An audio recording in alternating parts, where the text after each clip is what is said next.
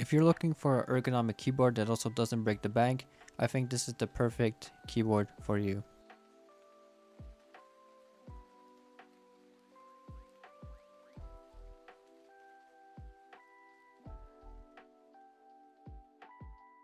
As for what I actually have in the keyboard, for the switches I have the Akko Palm Silver switches.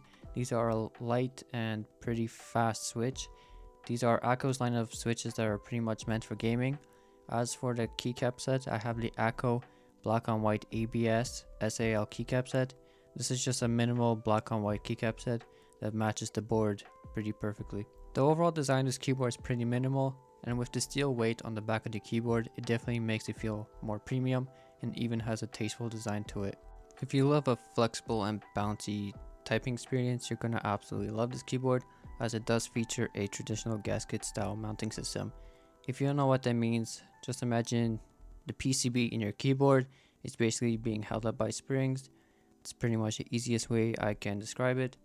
I'll have a couple diagrams on the screen right now showing off what a gasket mount actually is, and I also have a couple clips showing off how flexible and bouncy the actual keyboard is.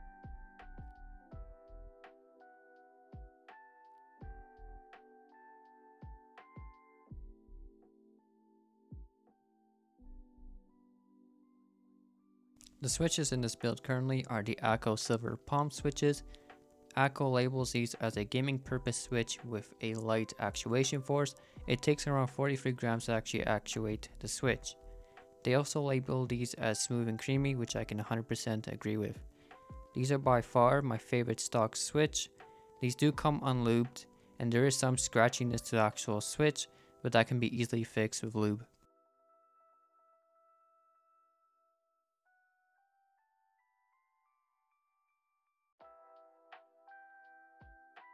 The keycaps I went for in this build are the ABS SAL black on white keycap set.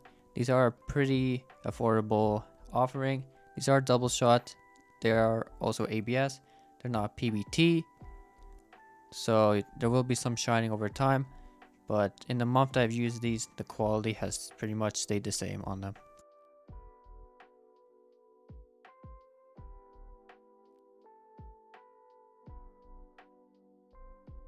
The actual kit and the case. In the box you get aluminum plate to feel like a stiffer typing experience. This is a 100% hot swap keyboard. It does not support VIA or QMK, so that's one downside of this PCB, but overall it's a pretty flexible PCB. Like I said in the intro, this is a very budget or affordable keyboard to build. The case or kit itself is $100, while the keycaps are $40, and then the switches for one pack, which is 45 pieces, is $17.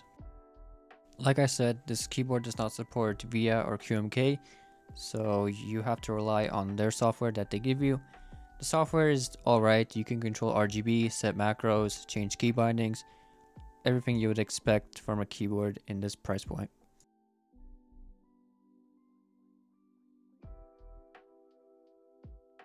If you've never used a Alice layout, then this is going to be something that you'll have to actually adjust to. For me, it took around a week to be typing out my best on this keyboard, and if you're looking at this keyboard for gaming, I think this is actually a very comfortable keyboard for gaming. Like I said, it does take a while to get used to, but that break-in period or learning curve shouldn't take that long. If you have noticed, I'm using custom cables for this keyboard. These are a Lethal Gaming Gear product. There's two options: the smooth straight cable and then a coiled cable if you're into that. These are both very high quality. They all have metal aviator connections if you're into that, and yeah, code sneaks if you want to save a little bit of money on them.